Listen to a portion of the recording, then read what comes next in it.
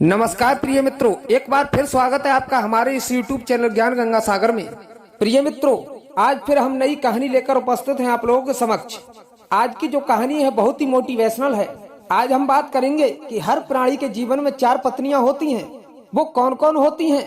उससे पहले आपसे हमारा एक निवेदन है, अगर आप हमारे चैनल पर नए मेहमान दर्शक बंधु बनकर आए हैं तो कृपया करके हमारे चैनल को सब्सक्राइब कीजिए और बेल आइकन को प्रेस कर दीजिए, जिससे आने वाली वीडियो सबसे पहले आप तक पहुंचे, और अपने सगे संबंधियों में शेयर भी कीजिए।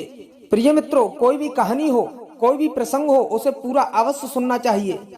प्रिय मित्रों, एक बहुत ही अमीर व्यापारी था। उसकी 4 पत्नियां थी। वह अपनी चौथी पत्नी से बहुत अधिक प्रेम किया करता था और उसे महंगे गहनों से सजाता था। उसका ध्यान वह व्यापारी बहुत रखा करता था। उस व्यापारी ने उसकी देखभाल बहुत की थी और उस पत्नी को कभी भी किसी चीज की कमी नहीं होने दी। वह व्यापारी तीसरी पत्नी से भी बहुत प्रेम किया करता था और बहुत प्यार करता था। उसे उस पर बहुत गर्व था। वह व्यापारी हमेशा अपने दोस्तों को दिखाना चाहता था, परंतु वह व्यापारी हमेशा डर में रहता था कि वह अन्य पुरुषों के साथ भाग ना जाए।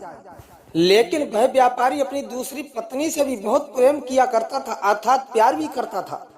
उस व्यापारी की दूसरी पत्नी बहुत ही विचारशील थी और व्यापारी की वास्तव में बहुत ही विश्वास पात्र थी। जब भी व्यापारी को कुछ समस्याओं का सामना करना पड़ता था तो उसका वह साथ दिया करती थी। इसलिए व्यापारी अपनी दूसरी पत्नी के पास हमेशा जाता इसलिए था क्योंकि दूसरी पत्नी व्यापारी की मदद करती थी। प्रिय मित्रों, लेकिन व्यापारी की पहली पत्नी बहुत ही वफादार थी और उसने घर की देखभाल करने के साथ साथ उसके धन और व्यवसाय को रखने में मदद किया करती थी। लेकिन वह व्यापारी अपनी पहली पत्नी से प्यार नहीं करता था, लेकिन वो पत्नी उस व्यापारी से बहुत ही गहराई से प्यार करती थी। लेकिन उस व्यापारी ने अपनी पहली पत्नी को कभी समझा नहीं था।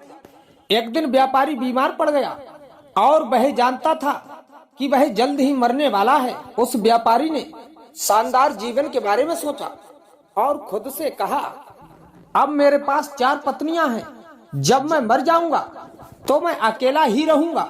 मैं कितना अकेला रहूंगा, मैं कितना अकेला हो जाऊंगा। इस प्रकार उसने चौथी पत्नी से पूछा, मैं तुमसे सबसे ज्यादा प्यार करता हूँ। तुम्हें मैंने सबसे अच्छे कपड़ों में, महंगे वस्त्रों में रखा है और मैं तुम्हारी बहुत ही देखभाल करता हूँ। आज जब मैं मर रहा हूँ तो क्या तुम मेरे साथ चलोगी? चौथी पत्नी ने जवाब दिया, बिल्कुल नहीं, और वह बिना कुछ कहे चली गई। उसका उत्तर उस व्यापारी के दिल में एक चाकू की तरह काट रहा था। दुखी व्यापारी ने तीसरी पत्नी से पूछा, मैंने तुम्हें जीवन भर बहुत प्यार किया है। आज जब मैं मर रहा हूँ तो क्या आप मेरे साथ चलोगी? तीसरी पत्नी ने जवाब दे दिया, बिल्कुल नहीं। उसने कहा, क्योंकि यहाँ पर जीवन बहुत अच्छा है। आप जब मर जाएंगे तो मैं दूसरा विवाह कर लूंगी। तीसरी पत्नी ने उत्तर दिया। इन बातों को सुनकर व्यापारी का दिल टूट गया, ठंडा हो गया। तब व्यापारी ने दूसरी पत्नी से पूछा, मैं हमेशा अपनी मदद के लिए तुम्हारे पास आया और हमेशा तुमने मेरी मदद की। अब मुझे फिर से आपकी मदद चाहिए। आज मैं मर रहा हूँ, क्या आप मेरे साथ चलोगी? मेरे साथ मरोगी?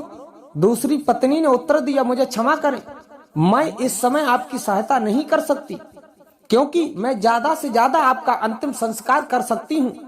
मेरा साथ केवल वहीं तक है। उसका जवाब उस व्यापारी को बिजली की तरह लग गया। फिर अचानक आवाज आई, मैं तुम्हारे साथ रहूंगी। आप जहां भी जाएंगे मैं आपके साथ रहूंगी। व्यापारी ने देखा उसकी वह पहली पत्नी थी। वह इतनी पतली थी, लगभग जैसे वह कुपोषण से पीड़ित थी। बहुत दुखी होकर व्यापारी ने कहा, मुझे आपके साथ रहते हुए आपकी बहुत अच्छी देखभाल करनी चाहिए थी। प्रिय मित्रों, अब बात करते हैं कि प्रत्येक मानव के जीवन में 4 पत्नियां होती हैं। वह कौन कौन सी होती हैं? आइए इस पर प्रकाश डालते हैं। चौथी पत्नी हमारा शरीर है। कोई फर्क नहीं पड़ता कि हम इसे बनाने कितना समय और प्रयास करते हैं। जब हम मर जाते हैं तो ये शरीर हमें छोड़ देता है। तीसरी पत्नी हमारी संपत्ति है, धन है। जब हम मरते हैं तो वह संपत्ति दूसरे के पास चली जाती है। दूसरी पत्नी हमारा परिवार मित्र है, लेकिन कोई फर्क नहीं पड़ता कि वे हमारे कितने करीब थे। जब हम जीवित हैं तो वे सिर्फ शमशान तक हमारे साथ जाते हैं। पहली पत्नी वास्तव में हमारी आत्मा है, जिसको हमने अक्सर भौतिक सुख, धन और कामुक आनंद की हमारी खोज में हमने भुला दिया। प्रिय मित्रों, जरा सोचो, यह केवल वास्तव में एक चीज है जहां हम जाते हैं, हमारा अनुसरण करती है। शायद एक अच्छा विचार है कि अब हम अपनी मृत्यु की सैया पर विचार करने तक इंतजार करने के बजाय आत्मा को संभालें और मजबूत करें। प्रिय मित्रों, कैसी लगी आज की कहानी हमें कमेंट बॉक्स में अवश्य बताएं। मिलते हैं नेक्स्ट वीडियो में, तब तक के लिए जय श्री कृष्ण, जय श्री श्याम।